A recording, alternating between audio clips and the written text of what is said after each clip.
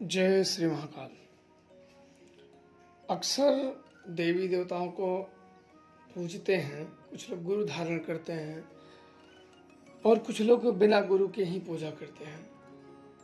तो सबसे बड़ी बात नए साधकों में यह आती है कि क्या उनके ऊपर दैविक शक्तियों की कृपा है कि नहीं है।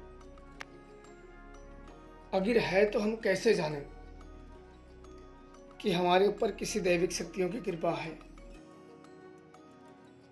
आज इसी विषय में आप लोगों को बताऊंगा कि क्या लक्षण होते हैं कि आप लोग जान सकते हो कि कुछ दैविक शक्तियों की कृपा प्राप्त है हमें। उनमें से जो सर्वप्रथम लक्षण होता है, पहला जो कारण होता है और लक्षण होता है उसमें कि आपको भक्ति में मन लगने लगना। क्योंकि शक्ति का जब आशीर्वाद आपके सिर पे होता है तो सर्वप्रथम व्यक्तियों का उस भक्ति में मन लगने लगता है और मन भटकता नहीं है। आप देखे होंगे किसी भी भक्तियों में लोगों के ज़्यादातर मन ही नहीं लगते हैं, और जब मन नहीं लगते हैं तो भक्ति कैसे की जा सकती है।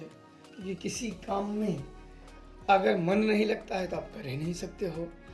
तो मन लगना बहुत ज़रूरी होता है, तो मन लगना भी चाहिए। ये होते हैं शक्तियों में कि मन लग जाना। दूसरी चीज़, किसी न किसी आत्मा को, शक्तियों को, किसी भी ऊपरी जो होती हैं शक्तियाँ, दृश्य शक्तियाँ होती हैं, उन शक्तियों को महसूस कर लेना, उन शक्तियों को जान लेना या उन शक्तियों को देख लेना। हर व्यक्तियों के, हर साधक के अलग अलग अनुभव होते हैं। कुछ लोग महसूस कर पाते हैं सिर्फ, कुछ लोग उनसे बात अदृश्य तरीके से वो कुछ बातें बता देती हैं, और कुछ लोग उन्हें देख भी पाते हैं।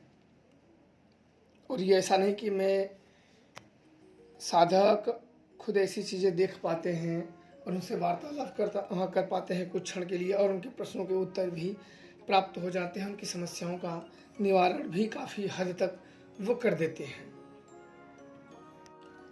और इससे जो कारण होते हैं कि जब शक्तियों की कृपा प्राप्त होने लगती है तो मन में लोगों के उपकार की भावना जागती है। हाँ, ये विषय के व्यक्ति के जितने पास शक्ति है उतना वो जरूर करेगा, अपने शक्ति और सामर्थ्य के अनुसार ही उपकार करेगा। पर उसके अंदर उपकार की भावना जागने लगती है कि हम दूसरों का जितना हो सके उतना भला करें।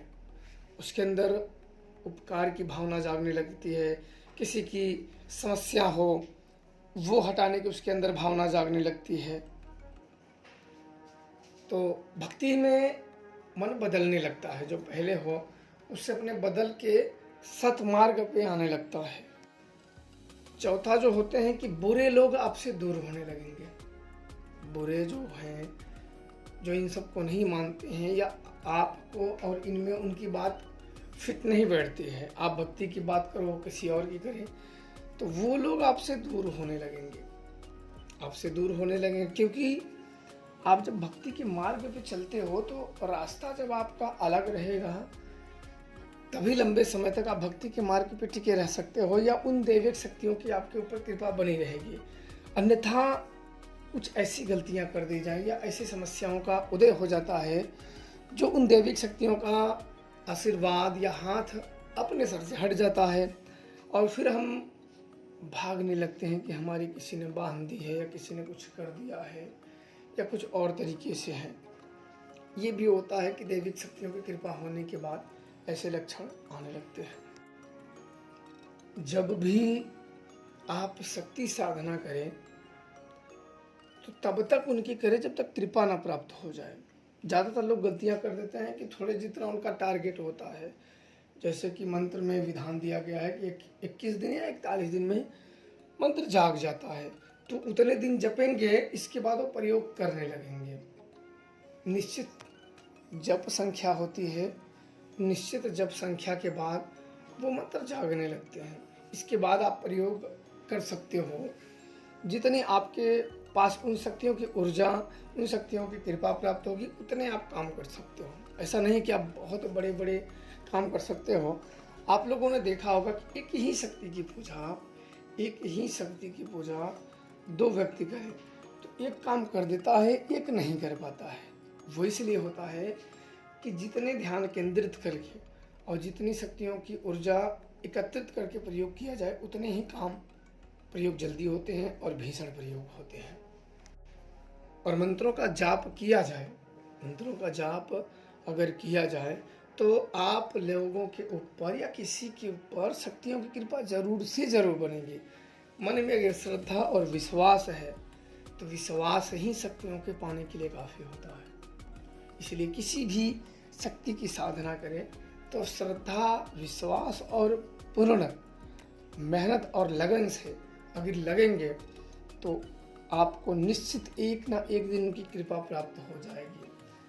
अगर कृपा प्राप्त हो गई तो आने वाली हो सकता है समस्या आपके ऊपर चल रही हो तो खत्म हो जाए, या कुछ समस्याएं आपके ऊपर आने वाली हो तो वो आए ही ना। उस व्यक्तियों के बिना मतलब की समस्याएं आ जाती हैं, उन्हें घेर लेती हैं। तो अगर दैविक शक्तियों की कृपा होगी तो ऐसी समस्याएं नहीं आएंगी। इसलिए किसी भी दैविक शक्तियों की कृपा होने लगती है और हो जाती है तो ऐसे गुण उनमें आ जाते हैं, स्वतः ही आ जाते हैं। उन्हें कहीं से लाना नहीं पड़ता है, कहीं से गुण खरीदना नहीं पड़ता है, उनमें स्वयं ही विद्यमान हो जाते हैं।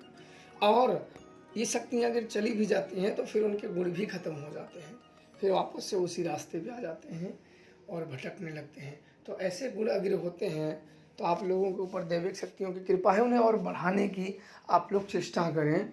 अगर और बढ़ा लेंगे तो आप लोग और अच्छे तरीके से उनकी शक्तियों को समझ पाएंगे और जान पाएंगे और उनसे अपनी मदद ले पाएंगे। ऐसा कर पाओगे और उनका आशीर्वाद प्रदान करो और खुश रहो। जय श्री महाकाल।